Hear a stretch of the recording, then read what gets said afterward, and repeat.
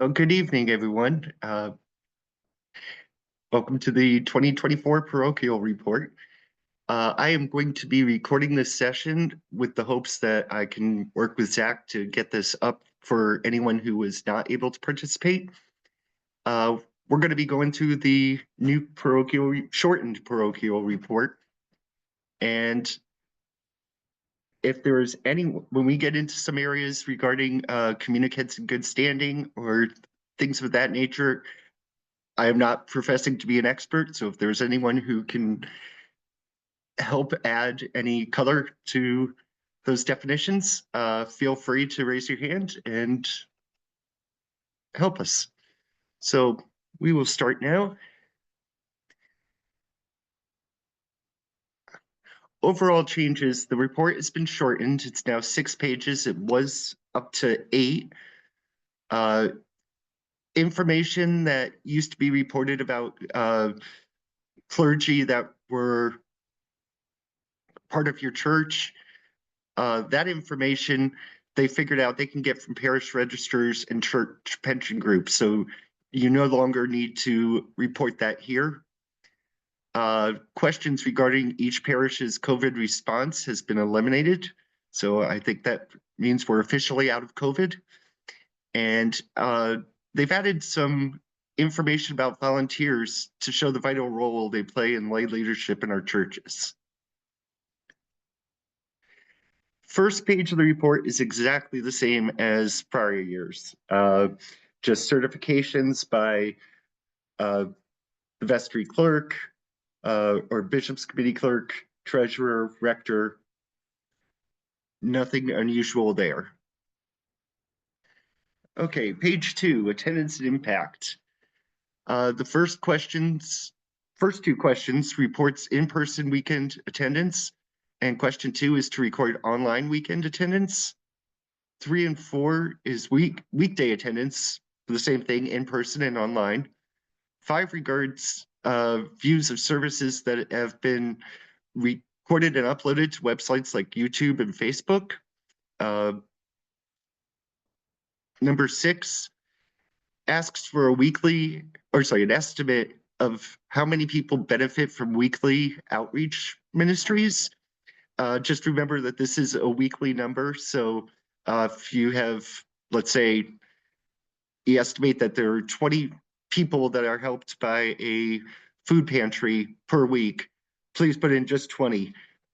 Sometimes people think they need to multiply by 52, and no, you're not.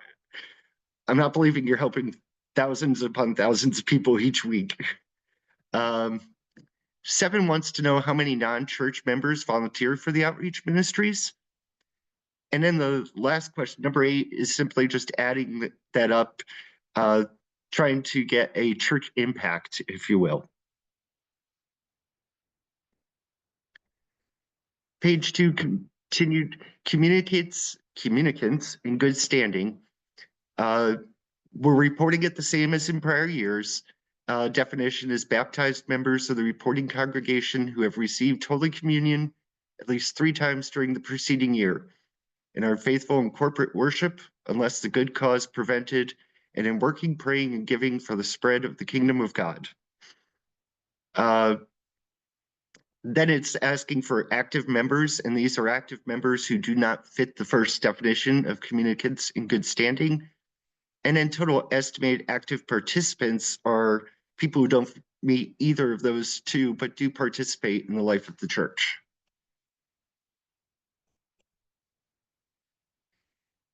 Page 3, Easter and Christmas attendance only include in-person attendance. Clergy serving this congregation, report here the number of full-time, part-time, non-stipend, and unpaid clergy and lay employees. Sacraments and services is where you would record your baptisms, confirmations, etc., and any affiliation to schools or outreach ministries. And then demographics is simply, what languages are you offering service in?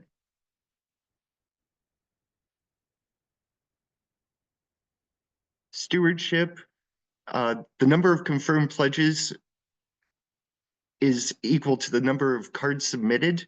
So it doesn't matter if the family has 5 people or 2 people. If they've submitted a card, it's 1 card. And then for the amount of pledges, that is just the total confirmed pledges that were presented in that year. Revenue, they've simplified it down from prior years. First, you have plate pledge and other contributions, and these are all the contributions that are not restricted for a specific purpose and support the operating life of the church. Contributions restricted for specific purposes. These can be monies given for capital campaigns, endowment funds, memorial funds, and all other revenue is anything, doesn't fall in the first 2 categories. It could be grants, fundraising revenue, rental income, interest from checking and savings, etc. Couple examples. John Smith makes a 200 contribution and puts down that 150 wants to his pledge and 50 to altar flowers. The 150 would be plate pledge and other, and 50 would be contributions restricted by contributors. Next example, youth group holds a fundraiser to raise money for summer camp. This would be all other revenue. A parishioner passes away and leaves a large amount to the church for youth ministry. That would be contributions restricted by contributors. The next example is same scenario, except that the large amount left to the church is given for whatever the church feels they need. Church decides to go in and they want to designate it for building repairs and upkeep. This would still go into plate pledge and other contributions because vestries and bishop committees cannot restrict funds, they can only designate them. And the difference is a vestry 6 months later, if a bigger need comes around, could go back and redesignate that in a different direction. With a restricted gift by a donor, you would have to go back to the donor or the donor's family to get permission.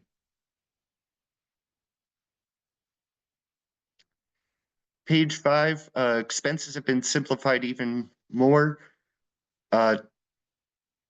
Church non-capital expenses, basically all expenses to operate and support the church and its ministries.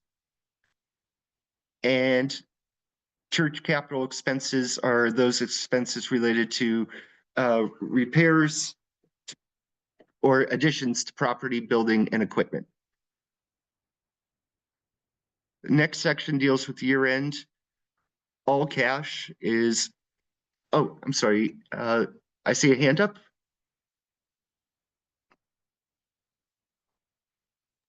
Yes.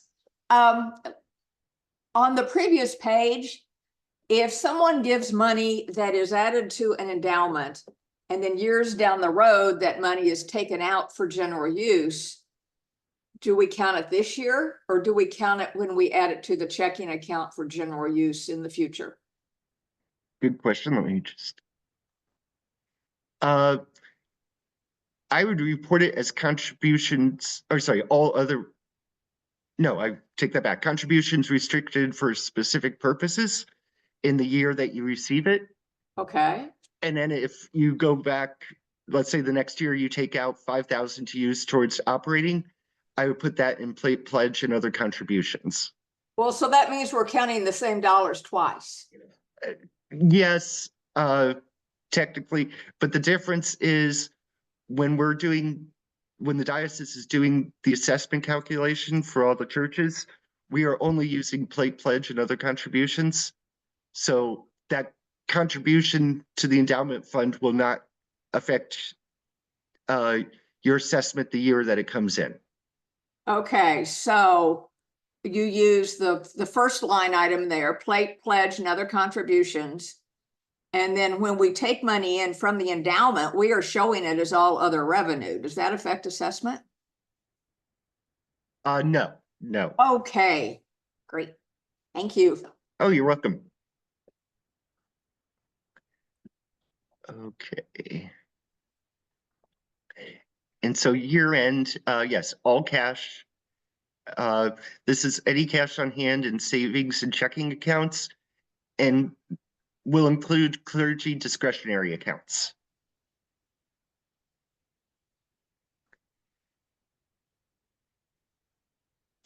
There's a new section on page 5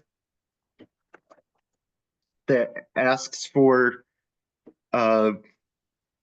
endowment and other investment accounts, and it asks to report it between restricted funds and unrestricted. Again, as any fund that was designated by the Vestry or Bishops Committee is not considered restricted.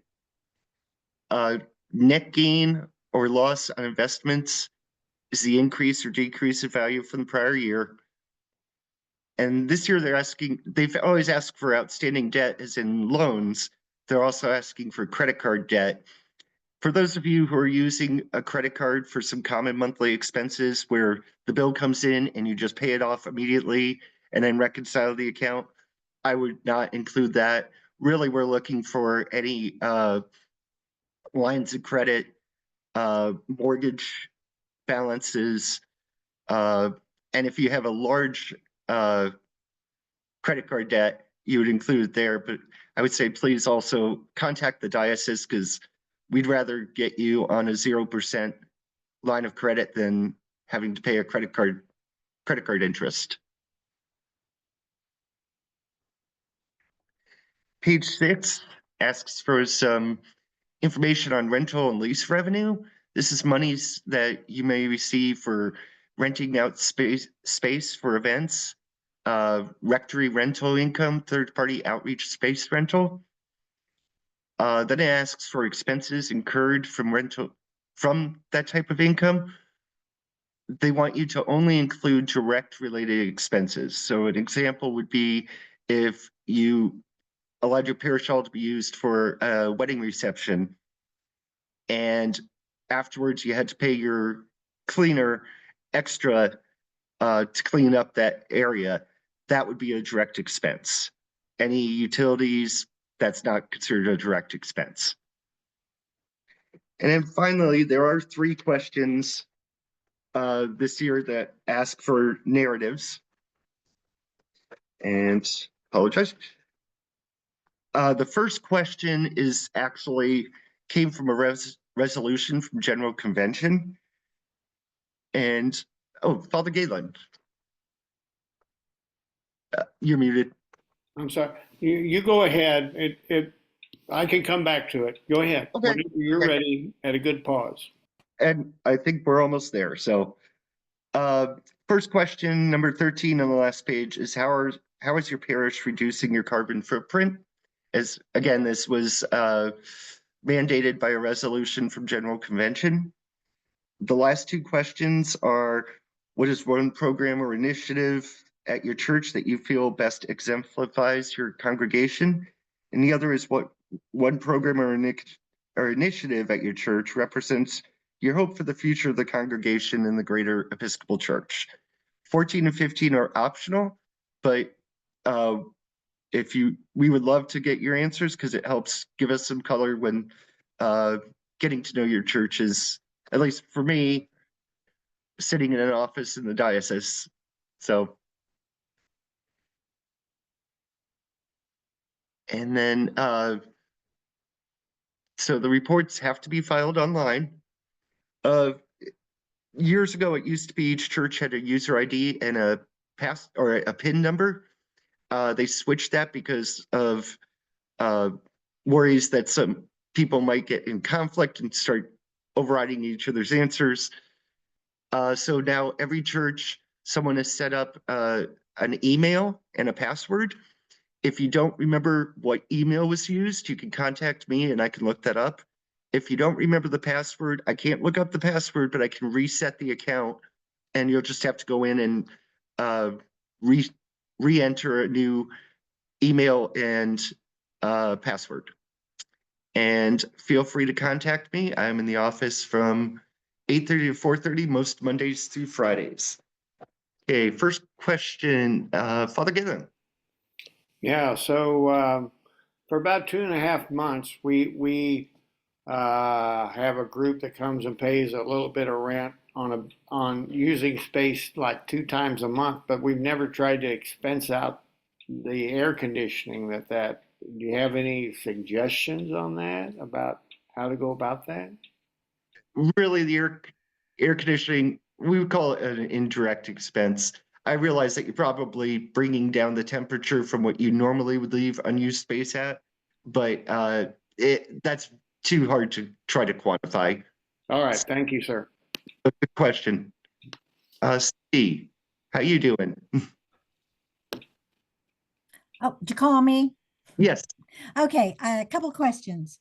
Where you were talking about the weekly outreach screen on a 2 or 3, I can't remember what page, but anyway, what if you don't do it weekly? How would you like that submitted? Because we do it quarterly. We'll go out to a hospice house or we'll go out to Heart and Hands and help take care of them there. And it's like a quarterly basis or every 2 months basis. So it's not a weekly thing. I would count up people affected by the times he went out there that year and then divide by 52. Okay. Another question on the, you said the credit card debt, which we don't have credit card debt, we pay it off, but we do have our mortgage. Yes. And then we do have a letter of credit and a loan to the diocese. So is all that combined? Yes, it is. Okay. Okay, Correct. that's it. And I see another hand up. Sorry, showing the name Dick and Sorry, Dick is my husband. I'm on his computer. understood. Yeah. What about in-kind contributions? Do you want those? I mean, I offset them for the bottom line, but just as information. Like people who buy food that goes into the little free pantry we have at the church. And they do it a lot. If you can quantify it, I would say yes, but I would add it to, I'm sorry, I think it'd be restricted. here.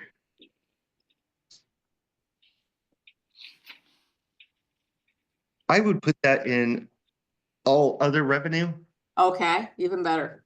So, because, yeah, it's not coming out of operating, or it's not contributing to operating revenue or coming out of operating expense for the church. Okay, any other questions?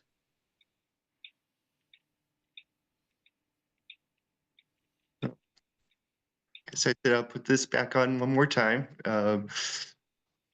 with my email address and phone number. Ron, I think Dan Philbrick has a question.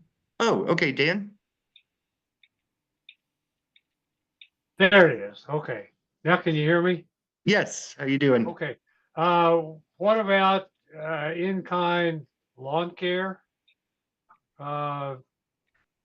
Building maintenance? We just show up and do it?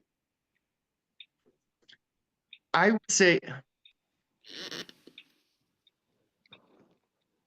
if someone submits and says, could you add this to my donations, or my end of year donations, I would say then yes, quantify that.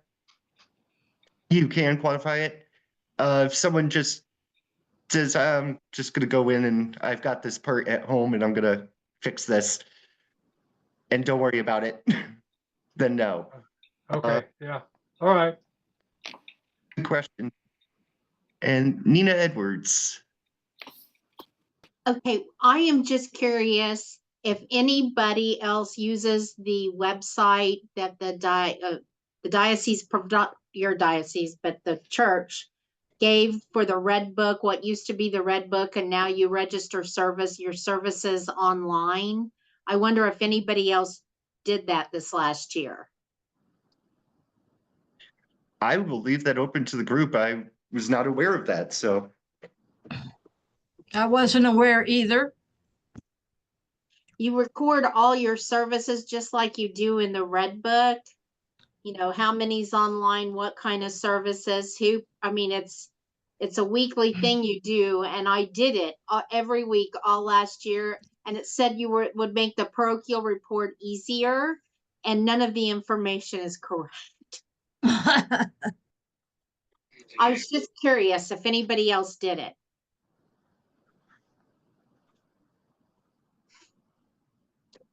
And I may ask at the office about that. As I said, I'm gonna just, excuse me for a second. I'm writing this down because I want to remember who asked this question. Okay, I'm Mary Sanders. I'm sitting with Nina. Our internet's down, and so we've had to use her laptop. Gotcha. And it's Red So Book. Mary, what is that? Where do we find that It's at registry? the Episcopal Diocese. It's a download. Huh. And And is they that- sent it out last year. And I thought, okay, if this makes the parochial report easier, I'll be happy to do this. But it does not. Well, and you said that's on the Diocese of West Missouri website? No. It's the Episcopal Church. Gotcha. Okay. Well, I will make some inquiries on that. So thank you for bringing it up. Any other questions?